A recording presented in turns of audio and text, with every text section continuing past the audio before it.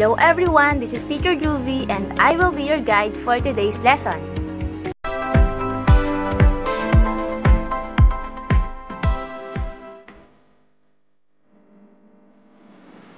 In this lesson, we are going to find out on how to perform basic operations on integers. Let's start with multiplication of integers. So for example, we will multiply negative 5 times negative 5. So the answer will be positive 25. And positive 3 times positive 3, the answer is positive 9.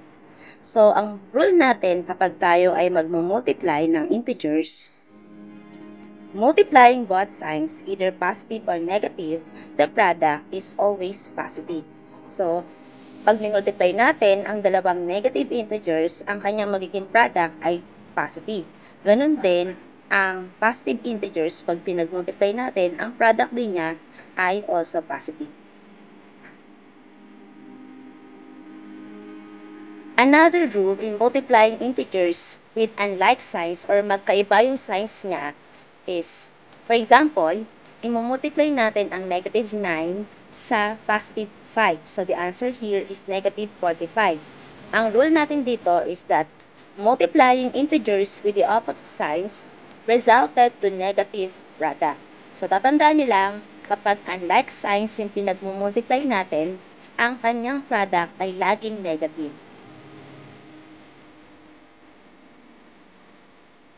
So, we have to remember in multiplying integers that positive times positive is positive, negative times negative is positive, then positive times negative is negative, or negative times positive is negative.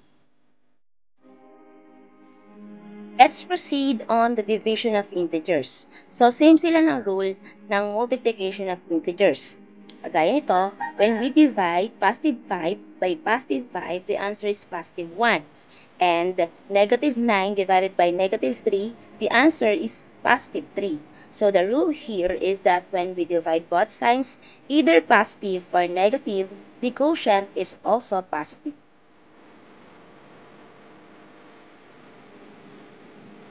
Ang rule naman kapag tayo ay magdi-divide ng unlike signs or opposite signs, for example, di-divide natin ang negative 10 by positive 2, the answer here is negative 5. So, same rule ng pagmumultiply ng integers. When we divide integers with the opposite signs, resulted to negative quotient. Okay, so we have to remember in dividing integers that positive divided by positive is always positive. Negative divided by negative is also positive. Then positive divided by negative is negative. And negative divided by positive, the quotient is negative. Okay, so let's proceed on addition of integers. So, na-discuss na natin to noong week 7 kung saan gumamit tayo ng algebra tiles, diba, sa pag-add ng integers. So, this time naman, without using algebra tiles, ituturo ko sa inyo yung dalawang rule sa pag-add ng integers. So, first rule, to add integers with the same sign, add the addends and affix the common sign in the answer. Okay, so ang gagawin lang natin, kapag tayo daw ay mag-a-add ng parehong sign, i-add natin yung mga numbers or yung mga addends, then kukopyahin natin yung sign na common doon sa dalawang integers. So for example, positive 4 plus positive 5, since pareho silang positive, ang gagawin lang natin is add the numbers. 4 plus 5 is 9, then copy the same sign which is positive. So, the sum is positive 9. Okay, so, kapag naman dalawang negative, negative 4 plus negative 5 is equal to negative 9, dahil ang gagawin lang natin is i-add natin yung dalawang numbers, negative yung 4 plus 5, so magiging 9. Then, copy the negative sign since yun yung common sign nilang dalawa. Next, rule number 2 in adding integers with unlike sign. So, to add integers with unlike sign, get the difference of the addends and affix the sign of the bigger number in the answer. So, ang gagawin natin kapag magkaibang sign, ipagma-minus natin yung dalawa. Then, kukopyahin natin yung sign ng mas malaking number. So, for example, we have positive 4 plus natin sa negative 5. So, the answer here is negative 1. Dahil ang ginawa natin, dahil magkaiba sila ng sign, minus natin ang 5 sa 4. So, ang sagot ay 1. Then, copy the sign of the bigger number, which is 5. Mas malaki ang 5 sa 4, kaya kinuha natin yung sign na negative at yun ang inilagay natin sa ating final answer. Next, negative 4 plus positive 5 equals positive 1. So, again, since they have unlike signs, we subtract 5 sa 4. So, the answer is 1. Then, copy the sign of the bigger number. So, mas malaki ang 5 sa 4 at ang sign ng 5 is positive. Kaya yun ang ating kinopya sa ating sum.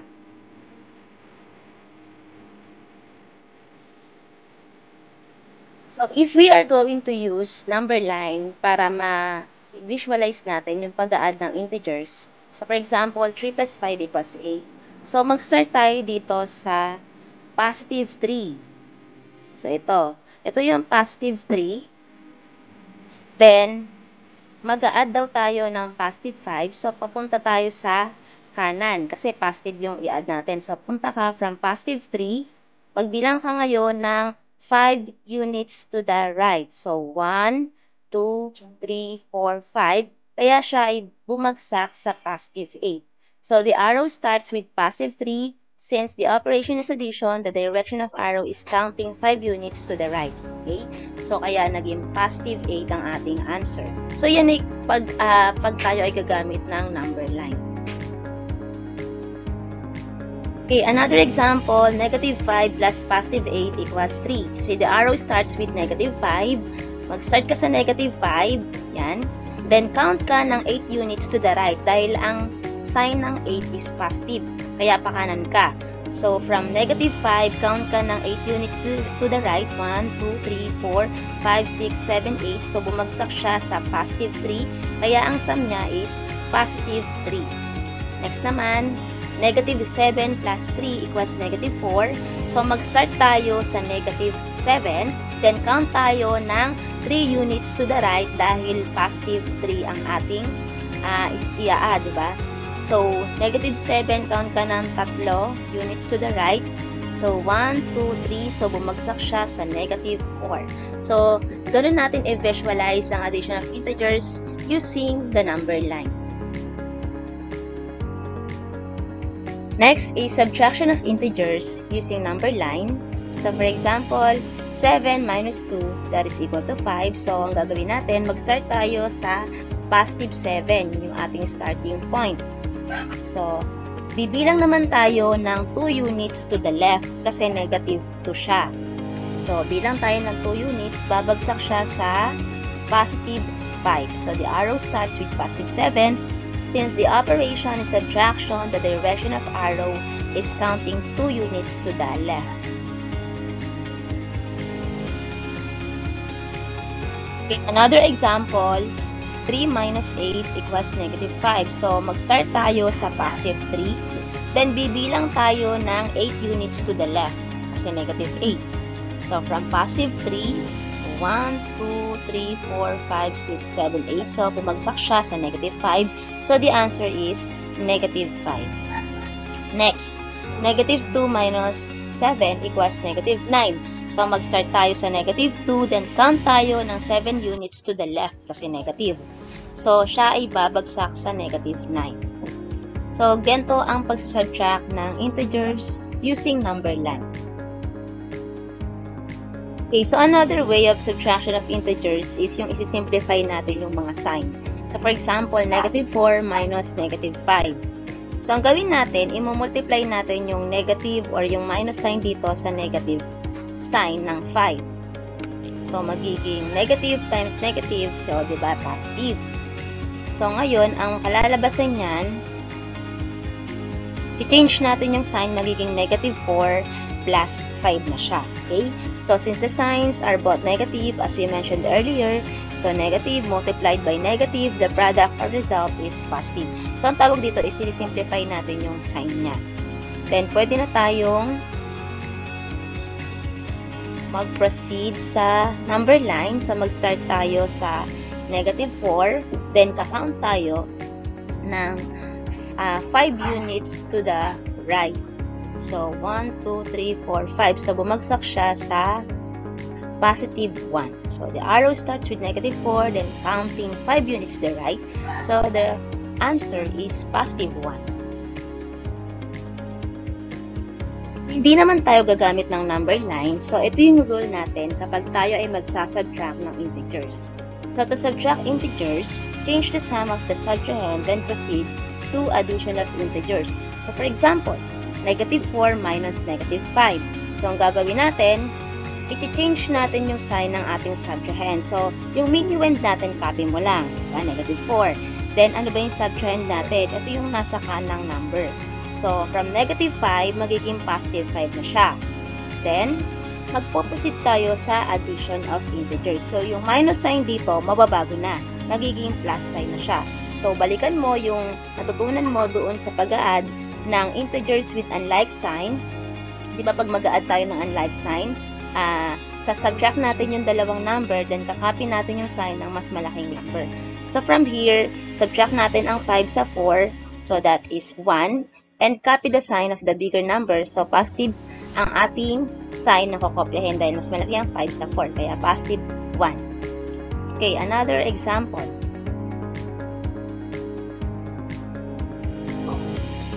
So, negative 4 minus positive 5. So, again, ang rule natin is change the sign of the subtrahend. So, from positive 5, magiging negative 5. Then, proceed to addition of integers. So, since like sign sila, ang gagawin natin, i-add natin yung dalawang number. 4 plus 5 is 9. And copy the same sign which is negative. So, the answer is negative 9. So, let's apply what we have learned from the lesson. So, first activities, we will multiply the following integers. So, first, 4 times negative 3. So, tingnan nyo, magkaiba sila ng sign. So, ano dapat ang ating magiging sagot dyan? So, the answer here is negative 12.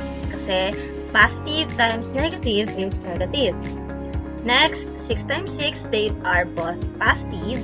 So, the answer is positive 36. So, tatandaan nyo lang, kapag positive 36, pag positive yung answer nyo, kahit din nyo na isulat yung plus sign doon sa number. So, understood na yon na positive yung number, okay?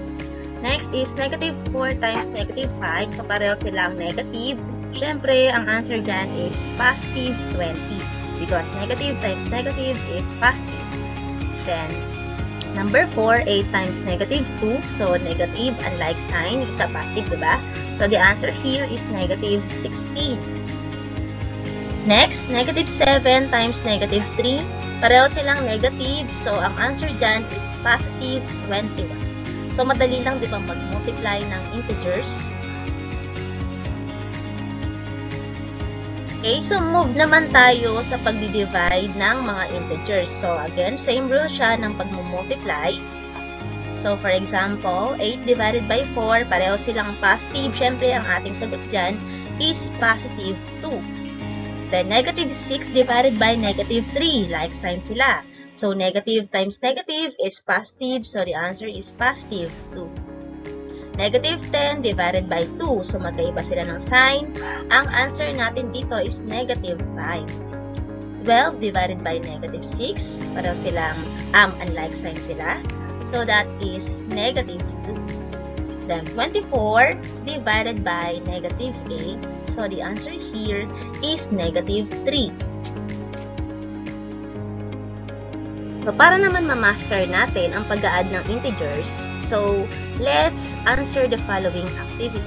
So, we will add 6 plus 4. So, since same silang positive, so, ang gagawin lang natin is we add the integers or we will add the addends and copy the same sign. So, the answer is positive 10. Then, negative 7 plus negative 2, like sign sila, so add the numbers 9 and copy the same sign, so the answer is negative 9. Next naman, 3 plus negative 7. So, magkaiba sila ng sign. Tandaan, pag magkaiba ang sign, kailangan natin silang i-minus. So, 7 minus 3 is 4. Then, copy the sign of the bigger number. So, mas malaki ang 7. Kaya ang ating magiging answer is negative 4. Then, negative 8 plus 2. Magkaiba uli ng sign. Ima-minus natin.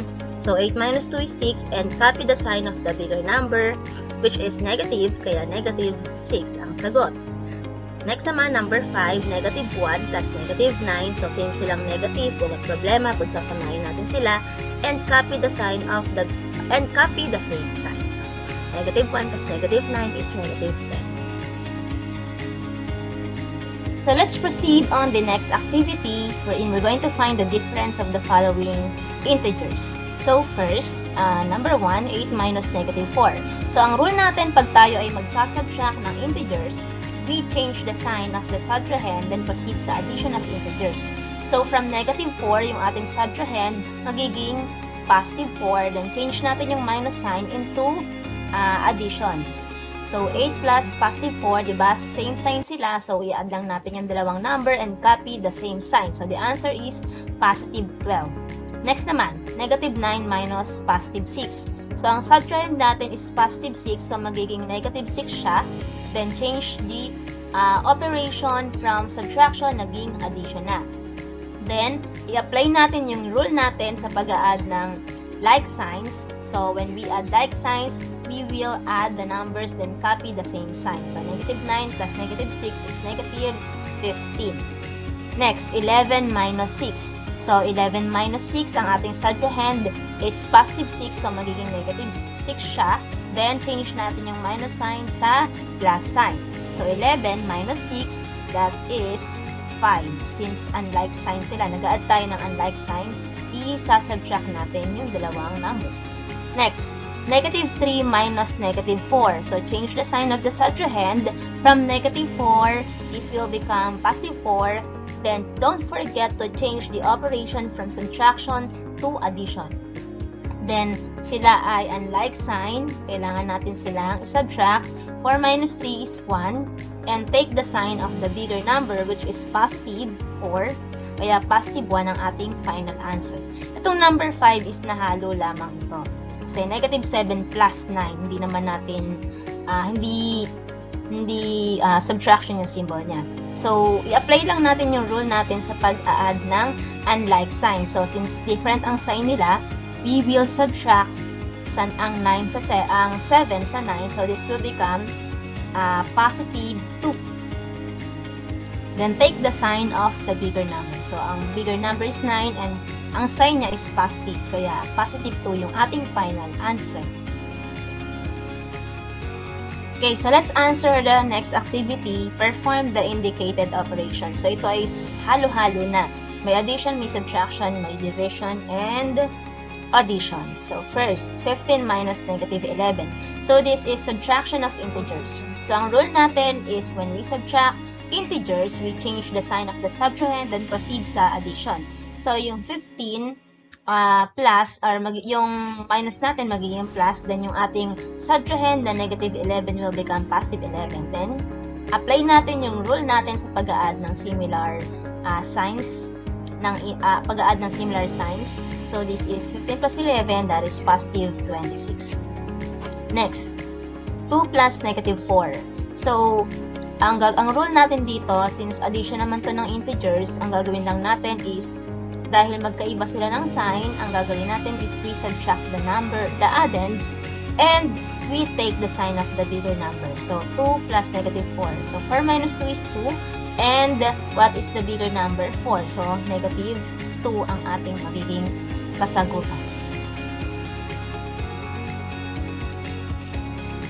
Negative 8 plus 8. So, kita nyo naman magkaiba sila ng sign. So, naalala nyo pa ba yung additive inverse property na kapag ang number ay opposites, ang sagot natin dyan is always 0.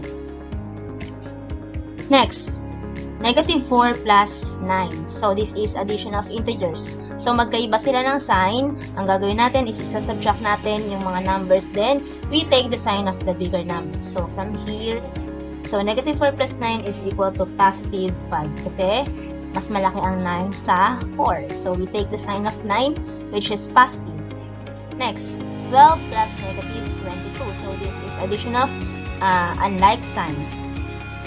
Addition of integers with unlike signs. So, ang gagawin natin is we subtract the numbers and take the sign of the bigger number. So, negative 22 minus 12, that is negative 10.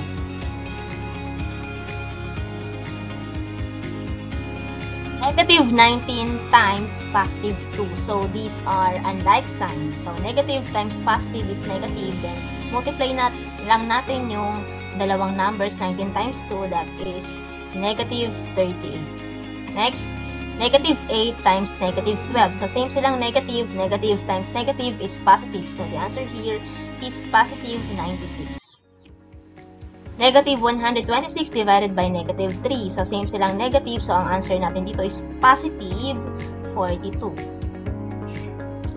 Positive 420 divided by negative 70. So, positive and negative, that is negative. So, the answer here is negative 6. So, we have here series of operations. Meron tayong negative 7 plus negative 13. Ito yung una muna natin isi-simplify kasi ito yung nasa loob ng parenthesis. Then, ito naman susunod, yung positive 30 minus positive 25. Then, yung kanyang operation, panggitnang operation is multiplication.